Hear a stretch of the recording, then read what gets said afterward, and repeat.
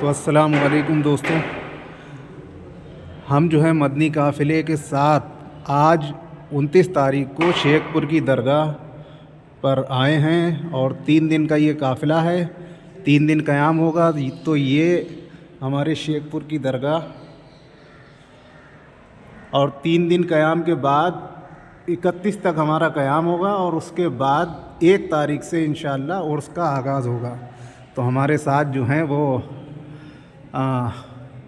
मऊआ भाई हैं और हमारे दावत इस्लामी के मुबल्लिग कामरान भाई हैं, और हम आपको बाहर भी दिखाते हैं कि उर्स का क्या इंतज़ाम चल रहा है।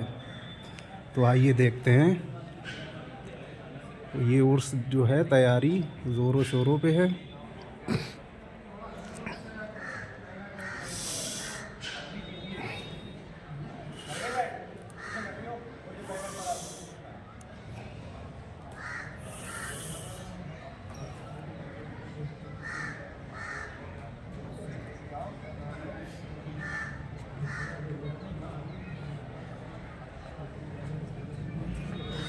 तो उर्स का काम ज़ोरों शोरों पे है।